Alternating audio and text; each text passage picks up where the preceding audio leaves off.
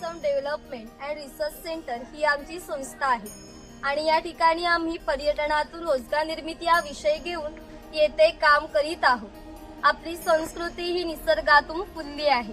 पूर्वजांनी विविध वनस्पती व प्राणी यांना दैवत्व बहाल करून त्यांच्या विषयीची कृतज्ञता व्यक्त केली आहे।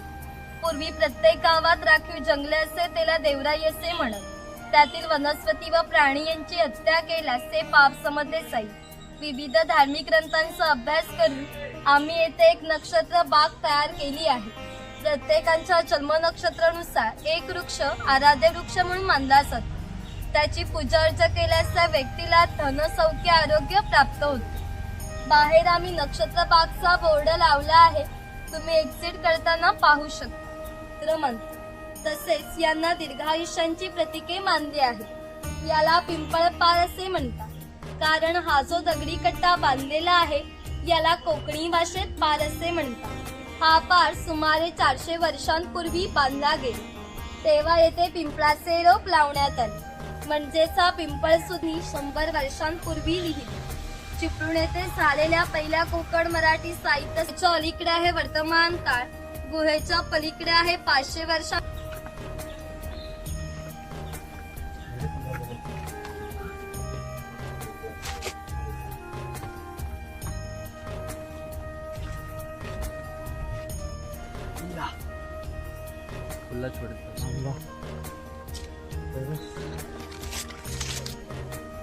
आपल्या पुराणात असा उल्लेख केलेला आहे की हजारो वर्षांपूर्वी भगवान परशुराम होऊन गेले। त्यांनी संपूर्ण पृथ्वी जिंकून घेतली आणि जिंकून घेतली वनवासी आहे।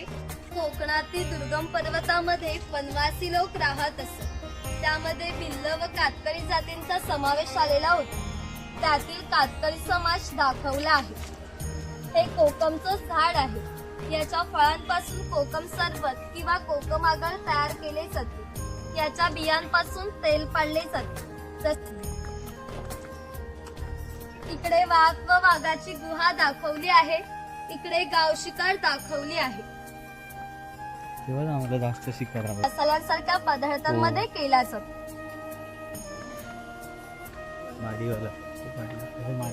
इकडे माडीवाला दाखवलाय ताडी माडी काढणारा।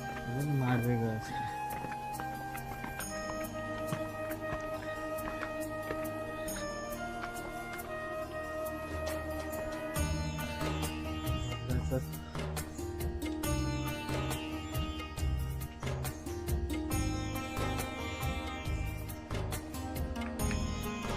गावातील 2 व्यक्तींची भांडणे झाली तर सगळा गाव एकत्र येऊन गाव प्रमुख त्यांच्या समोर न्यायदान करीत असे। तसेच गावातील सार्वजनिक कामे जसे की पाखाड्या बांधणे, लाकडी साखव बांधणे अशी कामे कधी, कोठे आणि कुणी करायची या विषयीचे निर्णय गावकरी येथे बसून असते।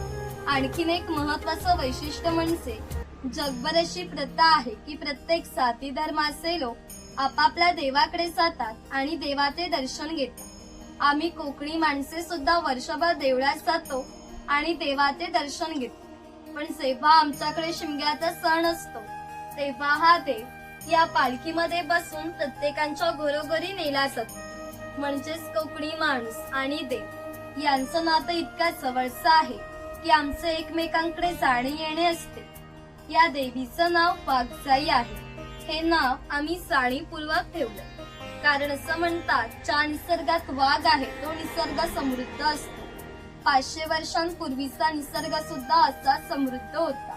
त्याला आमच्या भावविश्वामध्ये दैवत्वाचे स्थान आहे। आम्ही कोकणी माणसे वडपिंपळ सापनाक यांची पूजा करतो, म्हणजेच आम्ही निसर्ग पूजक माणसे आहोत। म्हणून आमच्या देवीचं नाव सुद्धा प्रत्यक्ष निसर्गाशी संबंधित असंच ठेवलंय वाघजाई। ही आमची काही पारंपरिक वाद्य आहेत। लाकडी ढोल आहेत, मातीचे ताशा आहेत, त्यांच्या खाली तसंच होतं ना ते आमच्या इथे मध्ये भरपूर भूत असतात। तर कोकणवासियांची अशी श्रद्धा आहे हा देव त्यांच्यावर नियंत्रण ठेवतो, म्हणून याला शिमग्याच्या वेळी गाराणे घातले जाते। तसेच पशुबळी सुद्धा दिले जाते। इकडे विरगळ दाखवली आहे, वीर लोकांचे प्रतीक चिन्ह। एकीकडे कडक लक्ष्मी दाखवली आहे. लक्ष्मी पोतराज लोक जे स्वतःला चापकाडे मारून घेतात. ठीक आहे. तीच.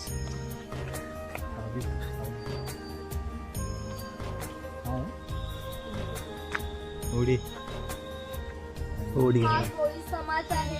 कोळी समाजाची लोक समुद्राच्या इतक्या जवळ राहतात की समुद्राच्या भरती देखील हे लोक कुशलतेने होडी बनवतात व पहाटेच्या वेळी घरी परततात. पूर्वी कोकणामध्ये 12 बलुतेदार पद्धत अस्तित्वात होती.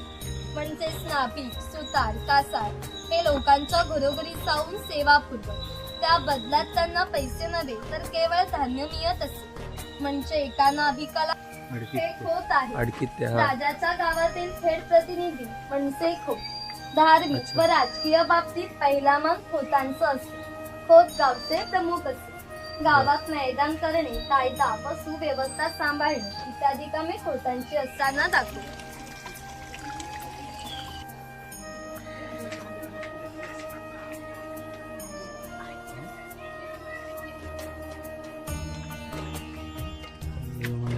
डबल काय हा शेतकरी हा आहे. हात जी फळे पसरवून त्यावर झाकण ठेवून ती बाहेरून शेणा मातीने लिंपून घेत असते. त्यामुळे आतील धान्य 3 ते 4 वर्ष सहज टिकून जाते. अजूनही ठाणे जिल्ह्यातील वनवासी लोक याच पद्धतीने हा कुंभार आहे. कुंभार. गावातील मातीशी संबंधित सर्व कामे हा कुंभार करीत असे. गणपतीचे दिवस आले की लाल मातीचे गणपती तयार करणे, उन्हाळा आला की मातीची मडकी तयार करणे, एखाद्याचे घर बांधायचे असेल तर त्याच्या घरी जाऊन कौले तयार करून देण्याचे काम सड्याचे मडके आहे. कोकणामध्ये नारळाची सडे मोठ्या प्रमाणात असतात. त्याला नारळ येण्यापूर्वी पोय त्यांना लागणारे दागिने व विविध देवतांना लागणारे दागिने बनवून देण्याचे काम हा सोनार करीत असतो. याच्या या अप्रतिम कलाकुसरीमुळे या दागिन्यांना जगभर मागणी होती. हा वाणी आहे. चौल राजापूर दापूर या कोकणातील बंदरांना 5000 वर्षांपूर्वीचा इतिहास आहे. या बंदरांमधूनच भारतीय व्यापाऱ्यांनी जगाशी व्यापार केले. पुणे जगभरातून भारतामध्ये सोने येत असे. म्हणजेच भारताने जे सुवर्णयुग अनुभवले त्याचे हा सुतार आहे. कोकणातील 12 बलुतेदार दाखविताना जे अधिक कौशल्यवान आहेत ते आम्ही येथे दाखवले आहे. त्यापैकी हा सुतार. सुताराचे खरे काम हे शेतकऱ्याला लागणारी लाकडी अवजारे बनवून देणे आहे. हा सावंतवाडीतील सुतार आहे. सावंतवाडीतील लोक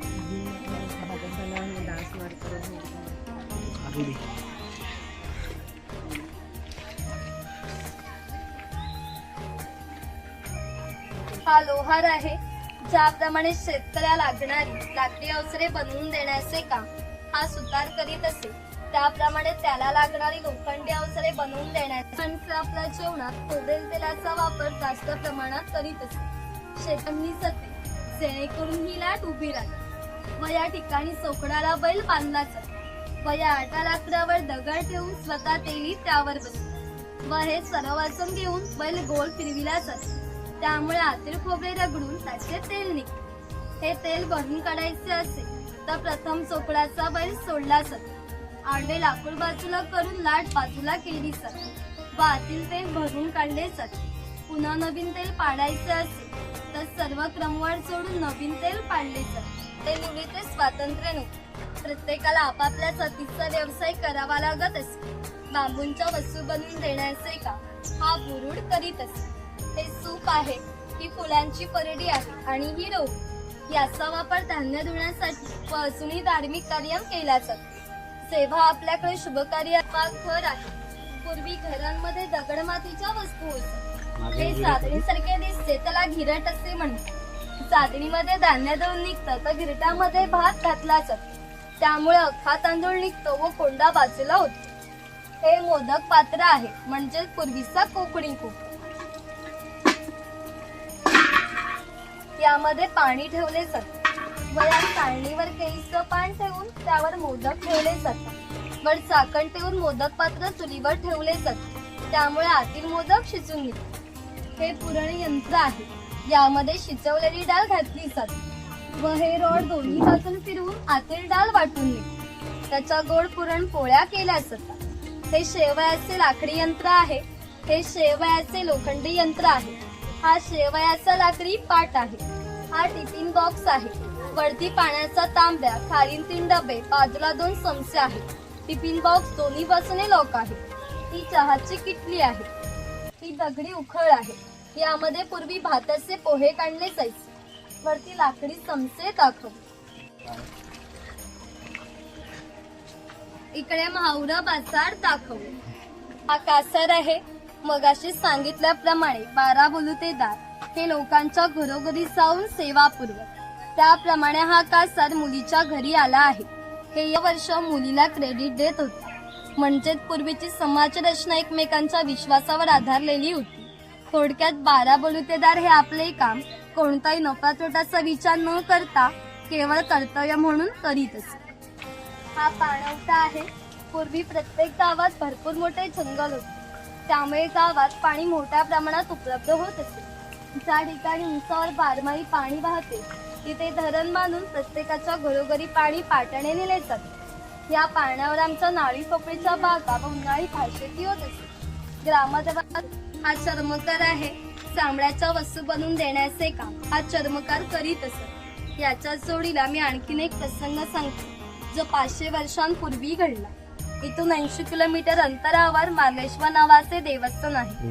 तिथे एका पर्वतामध्ये गुहा आहे. गुहेमध्ये शंकराची पिंडी आहे. आणखीन एक महत्वाचं वैशिष्ट्य म्हणजे अजूनही गुहेमध्ये जिवंत साप आहे. पूर्वी मार्लेश्वर देव एका गावामध्ये राहत होते. त्या गावातील लोक वाईट मार्गाने वागू लागले. त्यामुळे शंकराचं पावित्र्य कमी होऊ लागले. शंकरांना ते मान्य होणे शक्य नव्हते. म्हणून त्यांनी गाव सोडून जाण्याचा निर्णय घेतला. मकर संक्रांतीच्या आदल्या रात्री ते गावाबाहेर पडले. गावाबाहेर चर्मकाराचे घर होते. चर्मकार हा गरीब होता परंतु श्रद्धाळू आणि नीतिवान होता. शंकरांनी कोणताही जातीपातीचा विचार न करता चर्मकाराला मशाल दाखवण्यासाठी विनंती केली. चर्मकाराने सुद्धा अतिथी देव भव समजून मशाल दाखवण्यास सुरुवात केली. आज ज्या ठिकाणी मार्लेश्वर देवस्थान आहे त्या ठिकाणी जाऊन शंकरांनी आपले खरे रूप प्रकट केले व चर्मकाराला दर्शन दिले आणि सांगितले की इथून पुढे मी याच ठिकाणी राहणार आहे. या गोष्टीला जवळजवळ 500 वर्ष होऊन गेली. परंतु अजूनही मकर संक्रांतीच्या आदल्या रात्री शंकरांची त्यांच्या मूळ गावातून पालखी निघते व त्या पालखीला मशाल दाखवण्याचे काम आता चर्मकाराचा वंशज करतो. म्हणजेच मार्लेश्वर असे देवस्थान आहे. तिथे कोणताही जातीभेद मानला जात नाही. तुम्ही श्रद्धाळू असाल तर तो तुम्हाला नक्कीच पावेल. तयार केली आहे. तुम्ही दर्शन घेणार असाल तर जाऊ शकता. तिथून वरती येईल. ठीक. चप्पल काढ.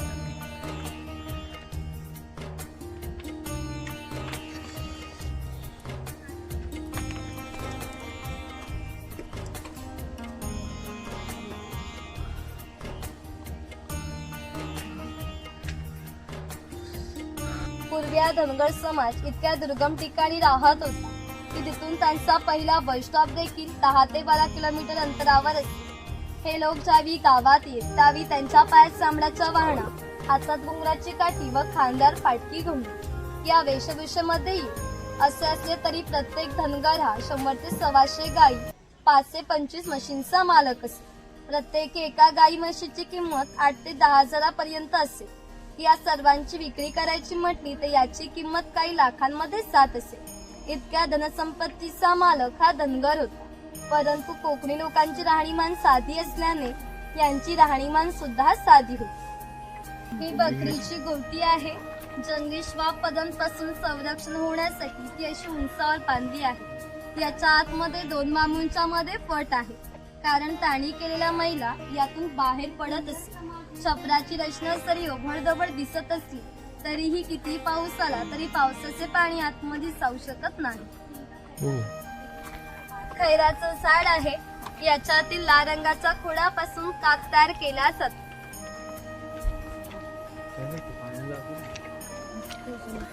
ही कातभट्टी आहे. खैराचे झाड तोडले जाते. त्याच्या आतील भागांचे छोटे तुकडे केले जाते. ते तुकडे पहिल्या 4 मडक्यांमध्ये पाण्यासोबत उकळले जातात. जो लाल रंगाचा पाक तयार होतो तो 5व्या मडक्यामध्ये विशिष्ट तापमानामध्ये उकळला जातो. तो पाक सावलीमध्ये सुकत घालून त्याच्या छोट्या वड्या पाडल्या जातात. कातर होण्याच्या प्रक्रियेला 3 ते 4 महिने लागतात. आहे पूर्वी अशा प्रकारची मचाणे प्रमुख बंदरे व फार मोठ्या भूप्रदेशावर लक्ष ठेवण्यासाठी उभारली जात असे. यावरून 10 ते 12 किलोमीटर पर्यंतचा भूप्रदेश दिसतो. मचाणावर जायचं असेल तर एकाच वेळी 3 व्यक्ती जाऊ शकतात चप्पल काढून. शकता पुढे आमचं शॉप आहे, काय खरेदी करायचं असेल तर करू शकतो. शॉपचा पुढे आहे